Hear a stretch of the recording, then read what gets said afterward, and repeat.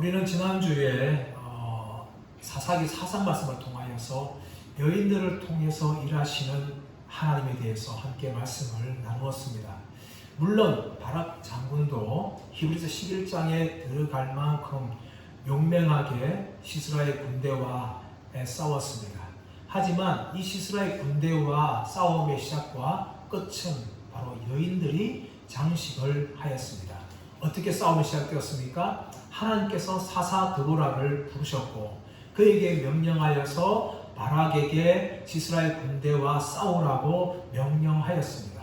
그리고 마지막에 시스라를 바로 겐 사람 헤벨의 아내 야엘이 말뚝을 박아서 죽임을 통하여 전쟁이 끝이 났습니다.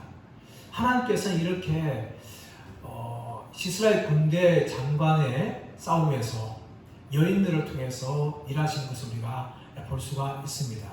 이것은 분명히 무엇을 말합니까? 이 승리의 주인공은 사람이 아니라는 겁니다. 바로 하나님께서 승리의 주인공이라는 것을 우리 말씀을 통해서 확인할 수가 있습니다. 그리고 더 나아가서 하나님은 그 당시의 지배 계층인 남자들이 아니더라도 얼마든지 여성들을 통하여서도 하나님께서 일하시는 분이시라는 것을 우리는 말씀을 통하여 살펴봅니다. 이제 5장 말씀에 들어가는데 이 5장 말씀은 사실 4장과 5장은 같은 내용을 다루고 있습니다. 같은 내용을 다른 형식으로 기술하는 것이죠. 4장은 서사적인 기술입니다. 다시 말하면 소라적으로 이야기식으로 자세하게 기록한 것입니다. 반면에 5장은 서사적이고 설화적인 것이 아니라 시적인 표현으로 기록한 것이죠. 그러므로 같은 사건에 대해서 다른 형식으로 기록된 내용입니다. 그런데 5장은 시이기 때문에 이 시에 대해서 우리가 접근을 해야 되는데 이 시에 대해서 학자들은 사실 참 많이 어려운 시다라고 평가를 합니다. 출애굽기 15장에 나오는 모세의 노래처럼 정말 많은 학자들은 오래된 시인 대신 동의를 하지만 동시에 이 시의 고체가 굉장히 어렵다라고 평가를 합니다. 하지만 이 문학성과 문예성은 너무나 뛰어난 찬란한 문예 작품이다. 이렇게 이 사사기 5장에 대해서 많은 학자들이 동의하며 평가를 하고 있습니다.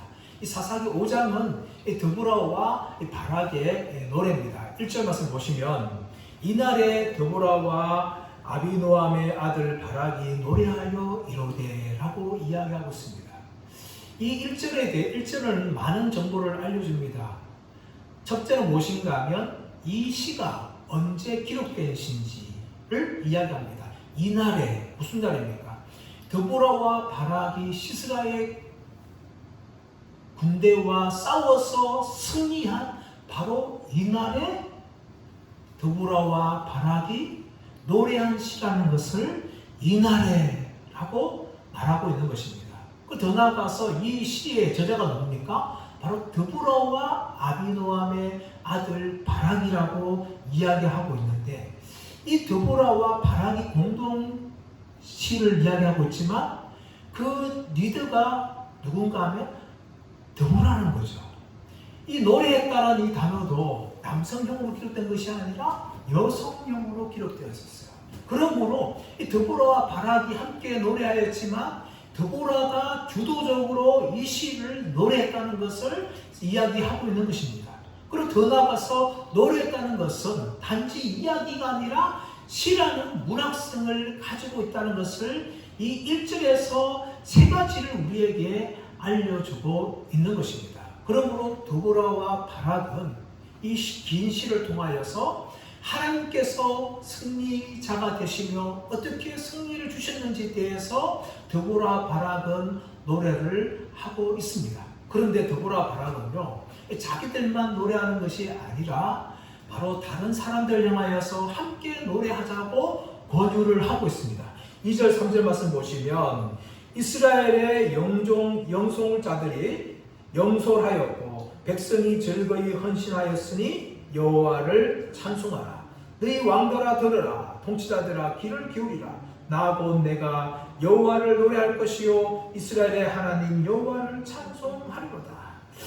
분명히 드보라와 바라 이 하나님을 찬양을 합니다. 또 드보라가 중심되어서 내가 여호와를 노래할 것이요 라고 이야기하고 있는데, 드보라는 자신만 노래할 것이 아니라 바로 왕들과 통치자들아 너희도 즐거이 하나님을 찬양하라, 이렇게 함께 찬양하자고 권유를 하고 있는 것입니다.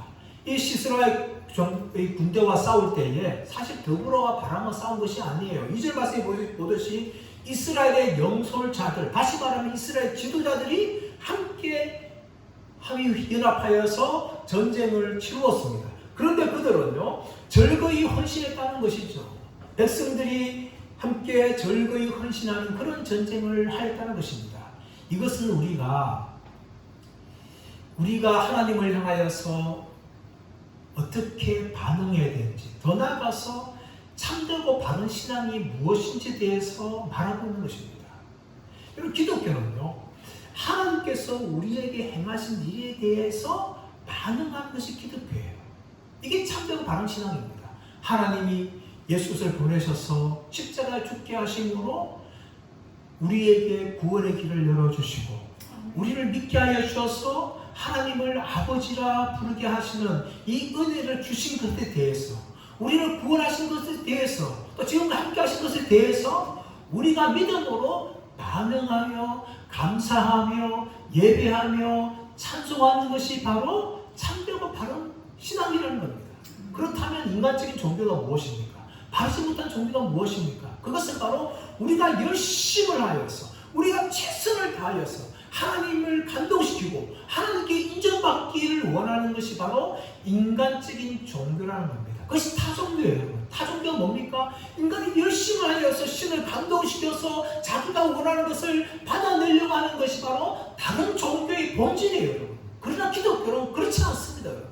기독교는 우리 인간의 열심으로, 인간의 노력을 하여서 하나님을 감동시켜서 내가 원하는 것을 받아내는 것은 참되고 바른 종교가 아닙니다. 그건 기독교의 본질이 아니에요. 기독교는 바로 하나님께서 우리 인간들을 위하여서 행하신 놀라운 일들에 대해서 우리가 믿음으로 반응하는 것이 바로 참되고 바른 종교인 기독교의 모습입니다.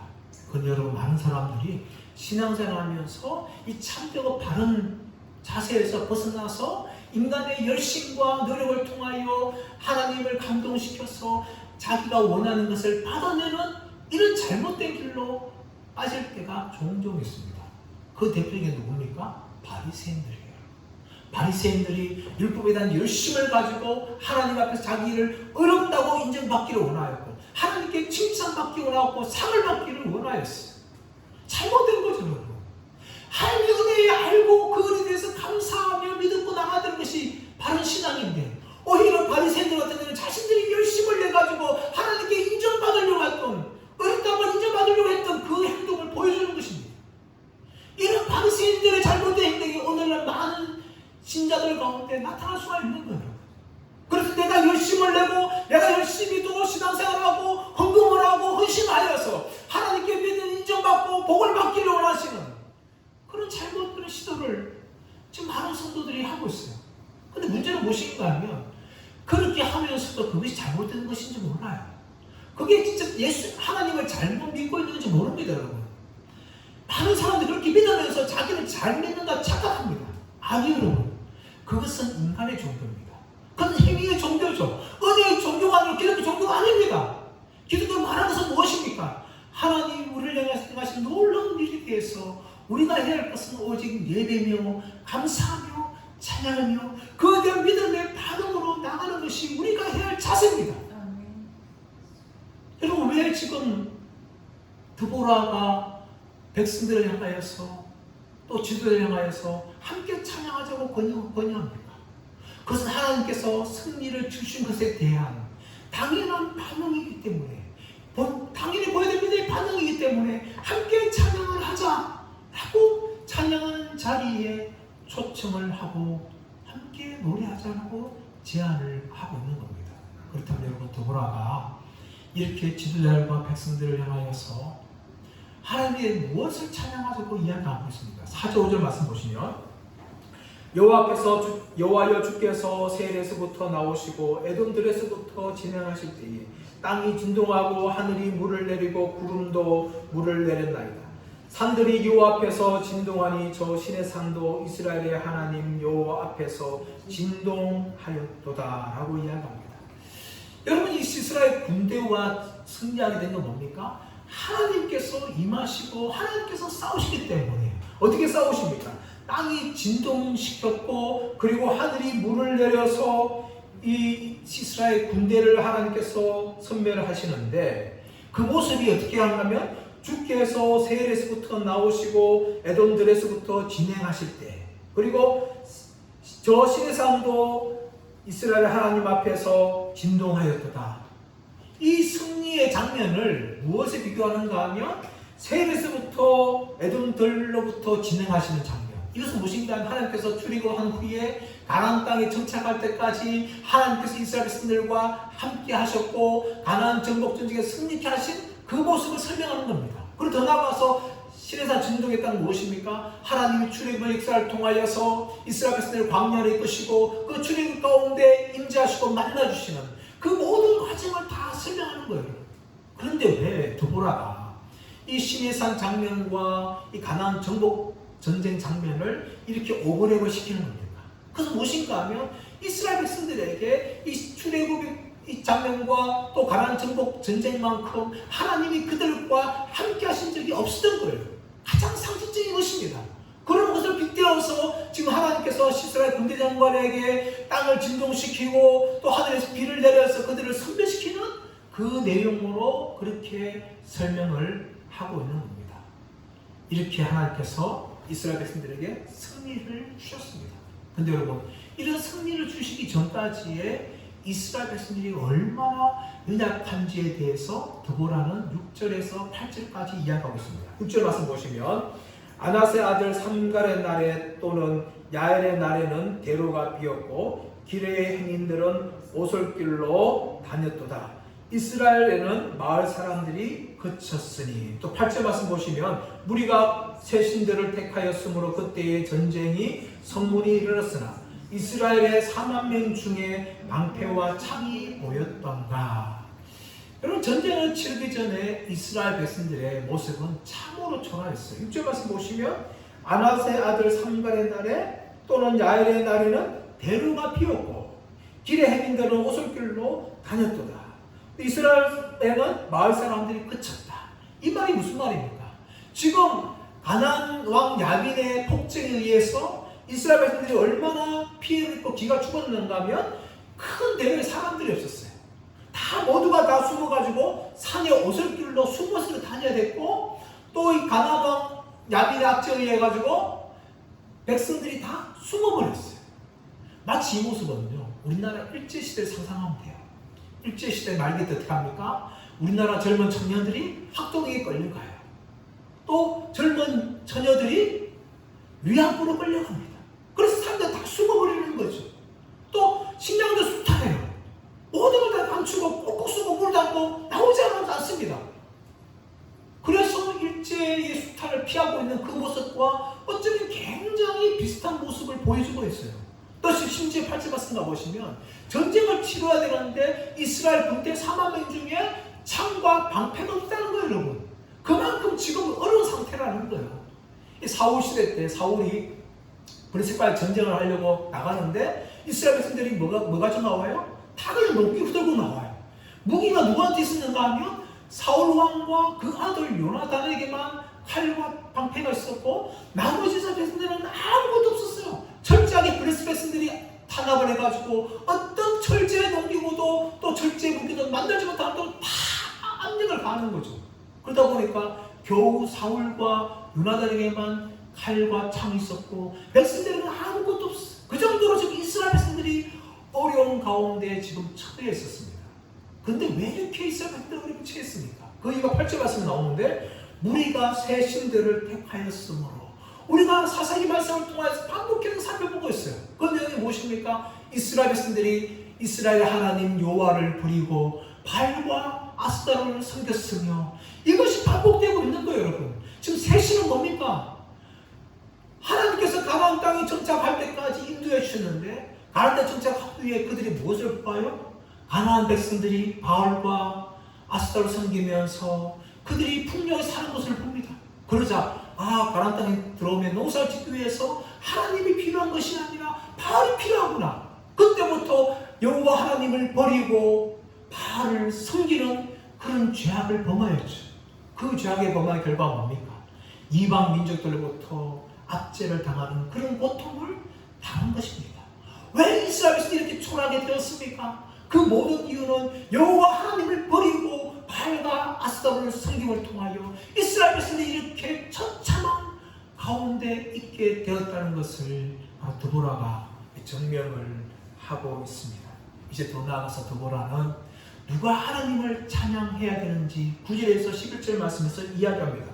9절 말씀 보시면 내 마음이 이스라엘의 방백을 사모하면 그들이 백성 중에서 즐거이 헌신하였음이니 여호와를 찬송하라. 흰나귀를 탄 자들 양탄자에 앉은 자들 길에 행하는 자들아 전파할지어다.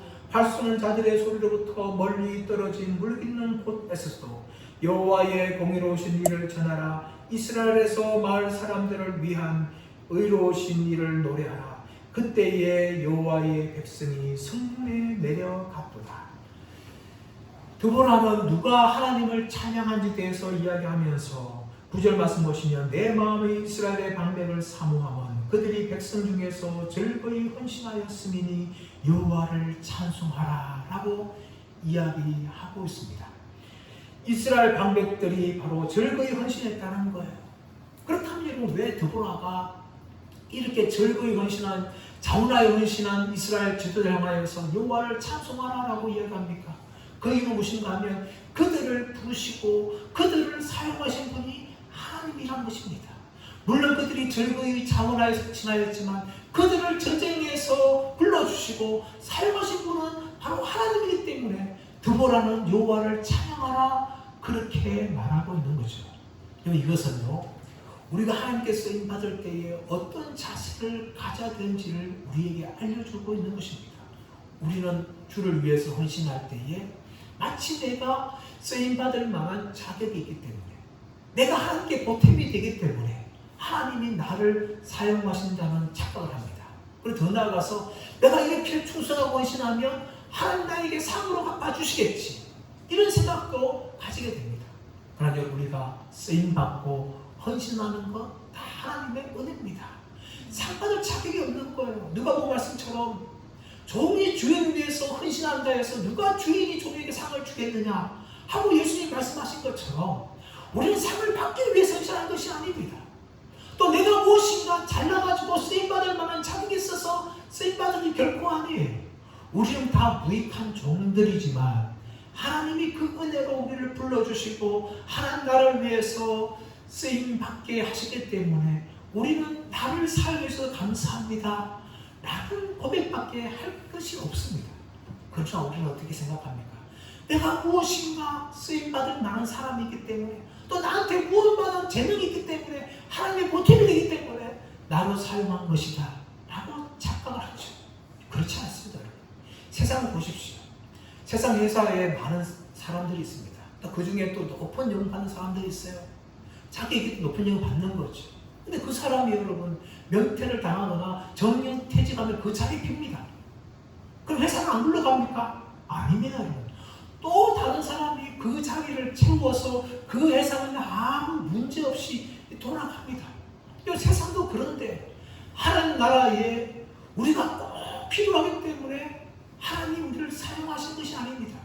하나님은 우리가 없어도 얼마든지 하나님은 일하는데 부족함이 없는 분이에요. 또 우리가 가진 재능이라 할지라도 전능하신 하나님에 비하면 그 재능이 뭐에 비할 수가 있겠습니까? 아무런 소용없는 것이죠. 그러므로 여러분 우리가 하나님 나라에 부름받고 또 우리에게 직책을 직분을 주시고 하나님 나라에 쓰임받게 하시는 것은요 내가 잘나서 쓰임받는 것도 아니고 내가 재능이 있어서 하나님 필요해서 쓰임받는 것도 아니라 우리를 사용하시는 것도 다 하나님의 은혜인 줄 믿습니다. 그러므로 우리가 쓰임받았다 해서 하나님께 상을 바라는 것이 아니라 하나님 종은 무익한데 종을 사용해 주셔서 감사합니다 하는 믿음의 자세가 바로 쓰임받는 사람들이 가져야 할 자세죠. 그러므로 지금 드보라는 이스라엘 방백들을 향하여서 너희가 절거히 헌신하였지만 너희를 불러주신 하나님을 향하여 찬양하라, 그렇게 요구를 하고 있는 겁니다. 10절 말씀 보시면 더 나아가서 모든 백성들을 향하여 하나님을 찬양하라 라고 촉구하죠. 10절 말씀 보시면 흰나귀를 탄 자들, 양탄 자에 앉은 자들, 길에 행하는 자들아 전파할지어다 라고 이야기합니다. 흰나귀를 탄 자들도 또 양탄 자에 탄 자들도 돈 있는 사람들입니다. 직분이 높은 사람들이에요. 그런 사람들은 흰나귀도 타는 거고 양탄 자에 앉는 사람들이죠. 그런데 세 번째 나오고 있는 길에 행하는 자들은 누굽니까? 바로 힘없는 사람들입니다. 가난한 사람들입니다. 노동하는 사람들입니다. 지금 드보라는 이스라엘 온 백성 온 계층을 향하여서 하나님을 찬양할 것을 전파합니다. 힘있고 돈 있는 사람들, 능력 있는 사람들만 찬양하는 것이 아니라 가난한 사람들도 힘없는 사람들도 다 하나님을 찬양하라 라고 이야기하고 있습니다. 그리고 더 나아가서 11절에서는 모든 일상생활 속에서 하나님을 찬양할 것을 촉구합니다.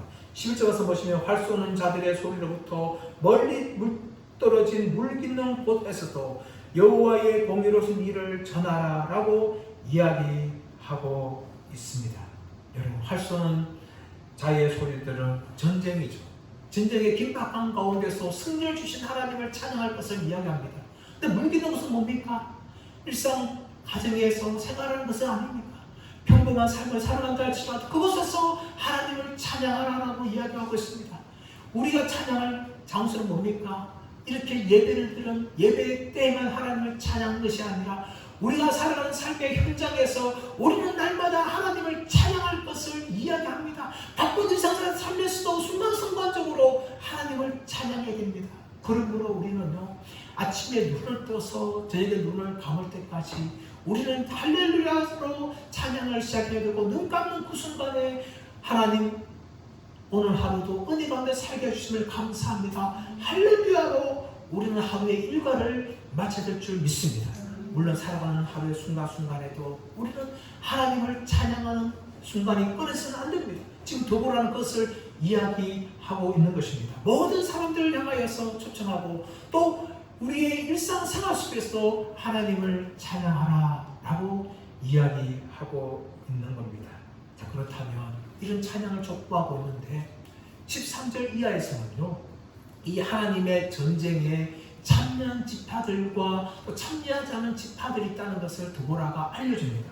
13절 말씀 보시면 그때에 남은 귀인과 백성이 내려왔고 여호와께서 나를 위하여 용사를 치시려고 내려오셨도다.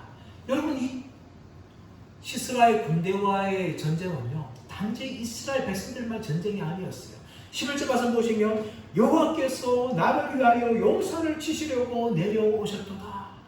하늘에 계신 여호와께서 지금 전쟁 가운데 임하셔서 전쟁을 지금 하고 계신 겁니다. 그러므로 이스라엘 백성들과 이스라엘 군대와의 싸움은 단지 이스라엘과 가나안과의 싸움이 아니라 하나님과 가나안과의 싸움이었다는 것을 이야기하고 있습니다. 이 전쟁은 하나님의 전쟁이에요. 그런데 여러분, 이 전쟁에 하나님이 임하셨다면 당연히 이스라엘 백성들이 함께 연합하여서 싸워야 되죠. 왜냐하면 이스라엘 백성들은 하나님의 백성이기 때문이에요. 고대 근동에 조약들이 많았는데 대표적인 조약이 무엇인가 하면 종주권 조약이 있습니다. 이 조약이 무엇인가 하면 어느 큰 나라가 있어요. 큰 나라가 있다면 그 주위에 작은 나라들이 있어요. 큰 나라는 주인이 되는 거고 이 작은 나라는 신하가 되는 거예요. 그래서 조약을 맺어요. 이 작은 나라는 큰 나라에게 조공을 바치고 왕으로 섬기고 큰 나라는 조공을 바친 나라를 보호해 주는 겁니다. 그래서 이 큰 나라가 있을 때에 다른 나라들이 작은 나라를 침범하면 이 큰 나라가 대신 싸워줘요. 보호해 주는 거죠. 종주로서 역할을 하는 겁니다. 그런데 이 종주가 된 나라가 또 다른 큰 나라와 싸울 때는요, 이 작은 나라들이 가만히 있는 것이 아니라 자기가 주인을 섬겼던 그 나라와 힘을 합쳐서 다른 나라와 싸우는 일을 해야 하는 겁니다. 이 종주권 조약이 바로 신해상 언약에 포함되어 있어요. 신앙생활이 무엇입니까? 하나님이 왕이 되는 것이고 이스라엘 백성들이 백성이 되는 거죠. 종주권 조약이에요. 그래서 이제 하나님께서 지금 가나안 군대와 싸운다면은 이 신화되는 이스라엘 백성들이 어떻게 됩니까? 함께 연합해서 싸워야 되는 거죠. 예를 쉽게 들게 되어지면 우리나라 임진왜란 때에 일본이 정면가도해가지고 조선을 침공했어요. 그때 어떻게 합니까? 조선이 명나라의 원조를 보내죠. 그래서 명나라가 조선을 원조에서 나와서 외국과 함께 싸우는 거죠.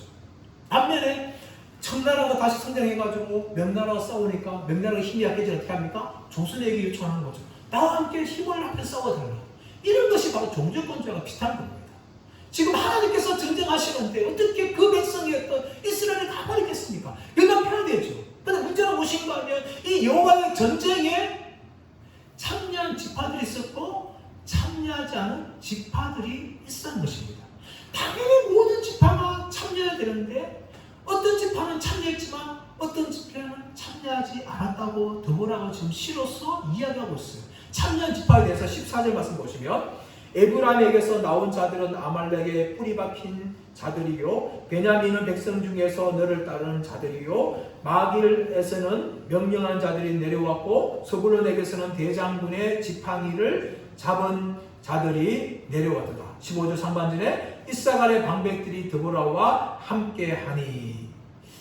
이렇게 여러분 하나님께서 전쟁할 때에 싸우고 있는 지파들을 소개하고 있죠. 그 지파가 뭡니까? 에브라임 지파였고 베냐민 지파였고 마길에서 내려왔는데 마길은 므낫세 반지파예요. 그리고 스불론 지파들이 함께 싸웠습니다. 싸웠어요. 그런데 이들 중에서 더 용맹하게 싸우는 지파들이 18절 속에 나오고 있는데 18절 말씀 보시면 스불론은 죽음을 무릅쓰고 목숨을 아끼지 아니한 백성이요 납달리도 들의 높은 곳에서 그러하도다. 이런 모든 지파들 중에 참여한 지파들 중에 있지만 이 스불론과 납달리는 더 목숨을 걸고 싸운 거예요. 여러분 죽음을 무릅쓰고 목숨을 아끼지 않은 백성이 바로 스불론이고 납달리였습니다. 납달리는 바로 바락이 속한 지파였어요. 이런 지파들이 힘써서 싸웠지만 반면에 그렇지 않은 지파들이 나오고 있는 거죠. 15절 이하의 말씀 보시면 르우벤 시냇가에서 큰 결심이 있었다. 내가 양의 우리 가운데 앉아서 목자의 피리 부는 소리를 들으면 어찌 되느냐. 르우벤 시냇가에서 큰 결심이 있었다. 길르앗은 요단강 저쪽에 거주하며 다는 배에 머무름이 어찌 되느냐. 아셀은 해변에 앉으며 자기 항만에 거주하도다 하고 이야기합니다. 여호와의 전쟁에 전혀 참여하지 않은 지파가 베냐민 지파였고 로벤 지파였고 또 길앗 지파였고 단 지파였고 아셀 지파였습니다. 로벤 지파와 사실 이 길앗은 갓 지파를 상징하고 있는데 갓 지파 같은 경우는 요단강 동쪽에 있었어요. 그래서 요단강 서쪽에 전쟁이 벌어지니까 요단강 동쪽에 있는 로벤 지파나 이 갓 지파인 길앗 사람들은 뭡니까? 강 건너 요단강을 건너 있는 전쟁에 쉽게 말해서 강 건너 불구경한 거죠. 우리와 전혀 상관없는데 왜 싸우냐? 로벨이 큰 결심했다는 그 결심은 뭔가 하면은 나는 너희들과 함께 연합해 싸우지 않겠다는 결심을 하여서 피리 불면서 양떼를 돌고는 그런 강 건너 불구경하는 그 역할을 로벨이 했다는 겁니다. 또 그리고 길앗도 그렇게 했고 다른 배에 머물러서 무역을 하였고 아셀 지파는 해변에 거주하면서 그렇게 살았다는 거예요. 이들은 전혀 상관없이 여호와의 전쟁과 상관없는 사람들로 그렇게 강 건너 불구경하듯이 참여하지 않은 지파라는 것을 드보라가 그렇게 이야기하고 있습니다. 그런데 여러분 이렇게 하는 것이 얼마나 잘못된 것인지에 대해서 19절에서 21절에서는 드보라는 바로 이 싸움은 단지 이스라엘과 가나안 싸움이 아니라 하나님과 가나안 싸움이 있다는 것을 19절 이하에서 그들에게 이야기하고 있습니다. 19절 말씀 보시면 왕들이 싸울 때 가나안 왕들이 머깃도 물가 다낙에서 싸웠으나 은을 탈취하지 못하였도다. 여러분 이스라엘 연합군대와 이제 가나안 군대가 싸울 때 가나안 왕들이 아마 다른 또 가나안 사람들과 연합한 것 같아요. 그래서 19절 말씀 보시면 왕들이 와서 싸울 때라고 이야기하고 있어요.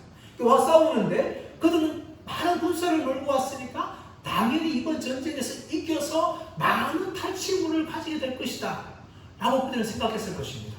그렇지 않았으면 전쟁하지 않았겠죠. 전쟁하면 분명히 패배할 걸 생각했다면 그들은 전혀 전쟁하지 않고 싸우지 않았을 것입니다. 그런데 그들이 많은 군대를 끌어와서 싸우려고 할 때는 그런 의도를 가지고 있었어요. 이스라엘 군대를 완전히 전멸시켜서 그들이 가진 모든 돈과 재산을 빼앗을 것이다. 근데 그 결과 어떻게 됐습니까? 19절 말씀 보시면 은을 탈취하지 못하였도다 라고 이야기하고 있는 거예요. 아무것도 이스라엘에서 빼앗지 못하였습니다. 더 나아가 20절 말씀 보시면 별들이 하늘에서부터 싸우되 그들이 다니는 길에서 시스라와 싸웠도다 라고 이야기합니다. 별들이 하늘에서 싸웠대요. 이 가나안 신화에 의하면 별들은 비의 권능에 생각합니다. 그래서 하나님께서 오늘 말씀 보시면 비를 내리신 거예요. 비를 내리셔가지고 시스라의 군대와 싸우게 된 거죠. 비를 내렸는데 어떤 비를 내렸습니까? 엄청난 폭우를 내린 거예요. 21절 말씀 보시면 기송강은 그 무리를 표류시켰으니 기송강은 옛 강이다 라고 이야기합니다. 기송강은 와디입니다. 와디. 와디라는 게 뭡니까? 비가 많이 오는 겨울에는 물이 흘러가지만 비가 오지 않는 건기인 여름에는 하나도 비가 오지 않는 거예요. 그 와디예요. 와디.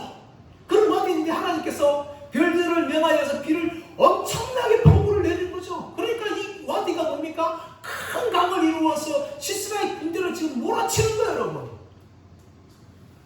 그러자 어떻게 반응합니까? 22절 말씀 보시면 그때 군마가 빨리 달리니 말굽 소리가 땅을 울리도다. 시스라의 철병거 군대가 지금 말굽 소리가 땅을 울릴 만큼 지금 빨리 달리고 있어요. 왜 달리고 있을까요? 기송강에 지금 흐르고 있는 그 큰 강을 피하기 위해서 살기 위해서 지금 도망가고 있는 거예요. 그런데 하나님께서 기송강을 통해 그들 다 쓸어버리시죠. 마치 홍해가 이스라엘 백성을 뒤쫓던 애굽의 군대를 다 수장시키듯이 하나님께서 기송강의 물대를 가지고 이 가나안 왕 야빈이 끄는 철병거 900대를 지금 다 쓸어버리고 계십니다. 여러분, 그래서 드보라는 이 전쟁이 우리의 전쟁이 아니라 하나님의 전쟁인데 참여하지 않은 지파들 향해서 이 전쟁을 보아라! 하나님의 전쟁인데도 왜 참여하지 않느냐? 그렇게 책망하고 있는 거예요. 더 나아가서 23절 보시면 메로스를 저주하죠. 23절 보시면 여호와의 사자의 말씀에 메로스를 저주하라. 너희가 거듭 그 주민들을 저주할 것은 그들이 와서 여호와를 돕지 아니하며 여호와를 도와 용사를 치지 아니함이니라 하시도다.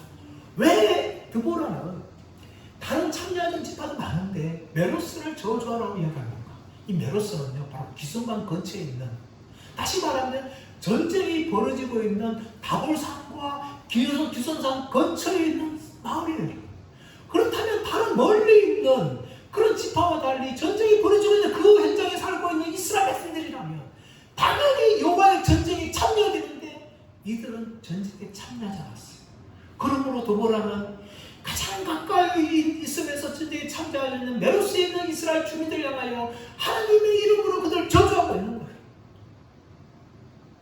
그러면서 여러분, 이와 반대로 하나님의 전쟁에 참여한 겐 사람 헤벨의 아내 야를 향해서 축복을 선언합니다. 24절 20절 말씀 보시면 우리가 지난주에 말씀을 살펴보았듯이 시스라가 철병거에 내려와서 걸어서 도망을 옵니다. 그리고 겐 사람 헤벨의 아내 야의 장맥에 이르릅니다. 이미 겐 사람 헤벨과 시스라의 가나안 왕 야빈과 화평이 있었기 때문에 시스라는 자신의 몸을 얼마든지 숨길 수 있다고 생각하였습니다. 야엘은 평안을 초청합니다. 와서 쉬십시오 하면서 이 따뜻한 이불 덮어줍니다. 그리고 목마르다 하니까 우유를 이렇게 염소의 젖을 줘서 먹게 하죠. 시스라는 잠을 들기 전에 내가 없다라고 말하라 하면서 평안히 잠을 자지만 야엘은 말뚝을 가져와서 시스라의 관자 놀이에 그 말뚝을 박아서 죽였고 시스라는 그 자리에서 즉사였습니다. 여기에 대해서 드보라는 메로스를 저주함과 달리 야엘을 향하여 축복을 선언하죠. 24절 말씀 보시면 겐 사람 헤벨의 아내 야엘은 다른 여인들보다 복을 받을 것이니 장막에 있는 여인들보다 더욱 복을 받을 것이다. 야엘은 이방 사람이었습니다. 그는 개인 족속의 사람이었습니다. 그리고 여성이었습니다. 그럼에도 불구하고 여호와의 전쟁에 그는 참여하여서 자기의 집으로 도망온 가나안 왕 야빈의 군대장관 시스라를 말뚝을 박아서 그는 죽였습니다. 그러므로 드보라는 야엘을 향하여서 너는 어떤 여인들보다 큰 복을 받을 자보다 하면서 축복을 하고 있습니다. 사랑하는 여러분, 우리도 이 땅의 삶을 살아가면서 하나님의 전쟁에 우리는 초청을 받았습니다. 우리가 예수 믿고 구원받는다는 것은 이 땅의 영적 전쟁의 군사로 부름을 받는 것입니다. 요한계시록 16장 13절 16절 말씀 보시면 개구리 같은 더러운 영이 용과 짐승과 거짓 선지자의 입에서 나와서 만왕의 왕들을 다 미혹하여서 전능하신 이의 전쟁을 치를 큰 날에 머깃두산에 소집을 합니다. 그 머깃두가 무엇인가 하면 요한계시록에서는 아마겟돈이라고 이야기합니다. 오늘 성경에서는 머깃두라고 이야기하죠. 어마어마한 하나님 나라를 대적하는 무리들이 종말의 때에 아마겟돈, 다시 말하면 머깃돈의 산에 집합하여서 하나님을 향하여 대적하려고 전쟁을 벌이고 있어요. 그 종말의 전쟁인데 그 전쟁이 있기까지 우리는 지금도 예수 믿고 구원받은 그 순간을 하나님 나라의 전쟁에 불받는 거예요. 근데 이 전쟁은요, 우리가 싸워서 승리한 전쟁이 아닙니다. 이미 예수 그리스도께서 십자가에서 이미 승리한 전쟁입니다. 그 전쟁에 우리를 불러주셨는데 이 전쟁에 우리가 어떻게 해야 됩니까? 이미 승리한 전쟁에서 예수께서 앞장서시기 때문에 우리는 예수님을 따라가서 싸워야 되는데 군사로 부름받은 우리들이 르우벤이나 갓지파나 단지파나 아셀지파처럼 이 전쟁에 참여하지 않고 세상 일에만 관심을 가지고 살아간다는 것은 얼마나 어리석은 일인지를 모릅니다. 사람 여러분, 우리는 지금 어떻게 살고 있습니까? 구원받아서 단지 영원한 천국에 가서 잘 먹고 잘 사고 편한 살기만 바라고 살고 있습니다. 그것은 구원받은 사람으로서의 자세가 아닙니다. 하나님이 그렇게 하기 위해서 우리를 구원하신 것이 아니에요. 하나님 나라의 이 거룩한 영적 전쟁에 우리를 구원하신 것은 하나의 군사로 불러주셔서 하나님이 싸우시는 이 거룩한 전쟁에 용맹하게 싸워서 목숨을 걸고 싸우라고 우리를 부르신 것입니다. 그렇게 통하여서 우리에게 주신 것은 무엇입니까? 요한계시록에 나왔던 그 위대한 승리를 우리에게 주시는 거예요. 그래서 어린 양의 혼인잔치에 참여하게 되었고 결국은 어린 양의 혼인잔치에 참여한 사람들이 새하늘과 새 땅에 들어가는 그 영광을 누리는 겁니다. 구약에 나오고 있는 이 드보라의 이 전쟁은 바로 요한계시록에 나오고 있는 거룩한 전쟁의 모형입니다. 이미 하나님께서 승리한 전쟁을 치르는 것을 우리에게 초청하고 있습니다. 그러나 수많은 사람들이 이런 전쟁에 자기가 부름받은지도 모르고 세상만 바라보고 세상 것만 구하면서 그렇게 살아가고 있는 어리석은 삶을 살고 있습니다. 그 모든 것은 다 마귀에게 속은 것입니다. 그리고 마귀에게 패배한 삶으로 가는 것이에요. 그렇게 살려고 부름받은 것이 아닙니다. 승리하라고 부르신 거예요. 이 승리하기 위해서 우리가 할 수 있는 것은 한 가지입니다. 바로 예수님께서 싸우시는 거룩한 전쟁에 우리도 참여하는 겁니다.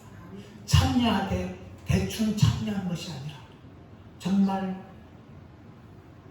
서불론과 그리고 바라를 이끄는 지파처럼 그들처럼 목숨을 걸어 그렇게 싸워야 되는 것입니다. 그것이 바로 우리가 걸어가야 할 것입니다. 그럴 때 우리에게 줄 것은 무엇입니까? 바로 승리인 줄 믿습니다. 드보라가 승리하듯이 예수 그리스도가 이끄시는 전쟁은 결코 실패하지 않습니다. 예수님을 대적한 모든 무리들의 결론이 무엇입니까? 그들은 영원한 불못에 떨어지는 것입니다. 그리고 하나님 백성들은 어린 양의 혼잔치 들어가고 새하늘과 들어가는 새하늘 땅에 들어가는 그 영광을 누리는 것이 우리에게 주어진 결론입니다. 이 결론을 알기 때문에 우리가 이 땅에서 해야 할 것은 오직 한 가지입니다. 하나님의 거룩한 전쟁에 우리 자신들을 들여서 정말 싸우되 피 흘리기까지 목숨까지 들면서 그렇게 전쟁을 해가야 되는 것이 저와 여러분들이 앞으로 감당해야 될 사명인 줄 믿습니다. 이 사명을 감당함을 통하여 하나님의 승리를 누리는 저와 여러분 모두가 되시기를 예수님의 이름으로 축원합니다.